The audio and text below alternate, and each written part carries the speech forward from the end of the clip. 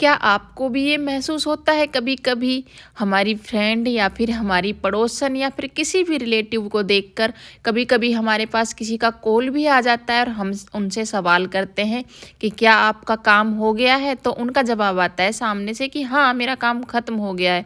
तो हम हमेशा यही सोचते हैं कि ये इतना जल्दी इतना सब कुछ कैसे कर लेती है, समय पे सब कुछ ख़त्म कैसे कर लेती है।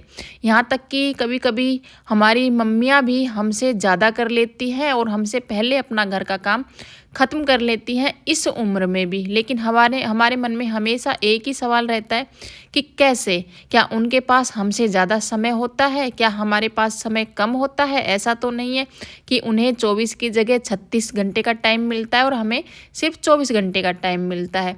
तो ऐसा हमारे साथ क्यों होता है, इसी बारे में हम आज बात करेंगे। और हमारा काम टाइम पर क्यों ख़त्म नहीं हो पाता है, तो आप व्लॉग में लास्ट तक बने रहिए बिना स्किप किए। सबसे पहले तो अपने आप को दूसरों से कंपेयर करना बंद कर दीजिए, क्योंकि सबके काम अलग अलग होते हैं। क्योंकि कोई गृहिणी अलग रहती है तो कोई गृहिणी जॉइंट फैमिली में रहती है।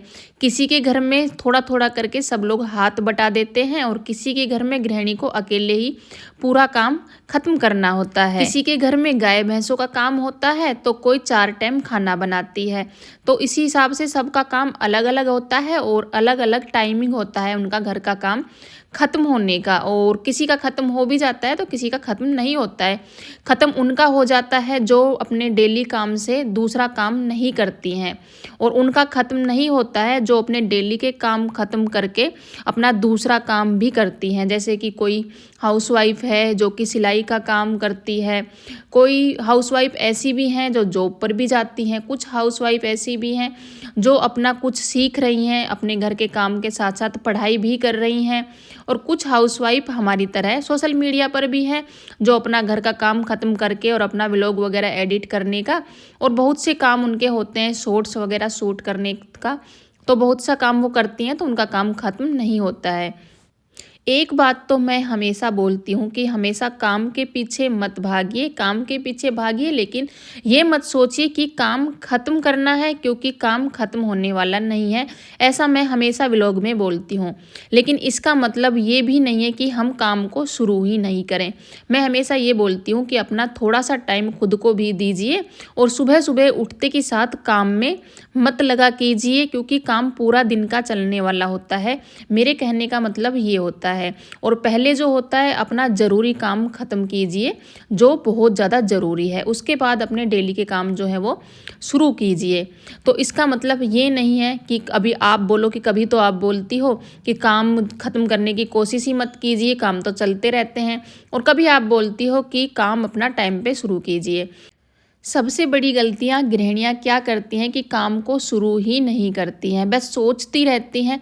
सभी ऐसी नहीं है, लेकिन कुछ की आदत ऐसी होती है, वो करना तो बहुत कुछ चाहती हैं लेकिन बस शुरुआत ही नहीं करती हैं। काफ़ी बार हम भी ये सोच लेते हैं कि ये काम है उसको बाद में कर लेंगे, घर पर ही तो है, क्योंकि गृहिणी तो घर पर ही रहने वाली है, कहीं बाहर तो जाने वाली नहीं है। तो ये सोच सोच कर कि घर पर ही हैं, बाद में कर लेंगे, इसके बाद कर लेंगे, सुबह के बर्तन हैं दोपहर के खाने के बाद साफ़ कर लेंगे, दोपहर के खाने के बाद फिर से बर्तन हो जाएंगे तो शाम को साफ़ कर लेंगे।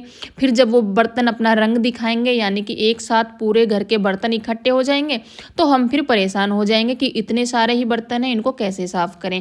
क्योंकि शाम के बर्तन के बाद फिर हमको रात का खाना भी बनाना होता है और रात के भी बर्तन हो जाते हैं। तो ऐसे काम को इकट्ठा मत कीजिए। कहने का मतलब ये है, कोशिश कीजिए कि जो जब का काम है उसे उसी वक्त ख़त्म कर दीजिए, कल पे या परसों पे या शाम पे या दोपहर पे मत टालिए। इससे क्या होता है कि हमारा काम ख़त्म भी नहीं होता है और काम पूरा दिन चलता भी रहता है और टेंशन भी रहती है कि हमारा पूरा काम पड़ा हुआ है। और जब हमारे दिन के ही काम टाइम पर नहीं होंगे तो फिर जो डेली के जो एक्स्ट्रा काम है, जो हम सोचते हैं कि आज हमें ये करना था, आज हमें वो करना है, आज खुद के लिए समय निकालना था, तो हमेशा यही कहते हैं कि हमारे पास तो टाइम रहता ही नहीं है। बल्कि बात ये होती है कि हमने टाइम को अच्छे से यूज़ ही नहीं किया है, और सुबह जो हम करते हैं टालते हैं कामों को कि तब कर लेंगे जब कर लेंगे, तो वो जो टाइम है हम पूरा ऐसे ही निकाल देते हैं, फ़ोन पर बातें करते रहते हैं फ्रेंड्स से या किसी और से, मम्मी से, पापा से, किसी से भी।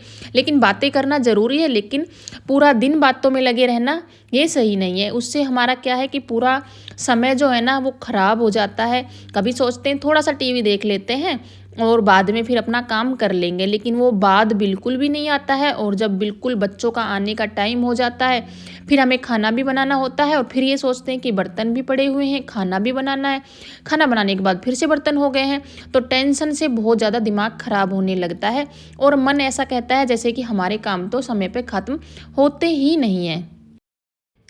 एक हम हाउसवाइफ की क्या आदत होती है कि सभी काम हमें परफेक्ट करने होते हैं और हमें ही करने होते हैं। हर चीज़ हमें उसकी जगह पे चाहिए होती है। अगर जैसे हम बच्चों को बोल भी देते हैं या किसी और की हेल्प भी ले लेते हैं कि तुम ये काम कर दो, लेकिन वो हमें अच्छा लगता नहीं है, फिर हम उस काम को दोबारा करते हैं और ऐसा करने में हमारा काफ़ी टाइम ख़राब हो जाता है परफेक्ट के चक्कर में। तो हमें क्या करना चाहिए, थोड़ी बहुत किसी की हेल्प ले लेनी चाहिए। जैसा जो करता है वैसा उसे करने देना चाहिए, क्योंकि अगर बच्चे करेंगे ही नहीं तो फिर सीखेंगे कैसे। हाँ, वो बात अलग है कि जिस जैसा बच्चों ने किया है उसके बाद थोड़ा सा हाथ अपना तुम खुद लगा दो और उसको परफेक्ट बना दो, जिससे आपका टाइम भी मतलब कम यूज़ होता है और समय आपका काफ़ी बच जाता है। अगर रोज़ समय पे काम ख़त्म करने हैं ना, तो रोज़ खुद की केयर भी बहुत ज़्यादा करनी है।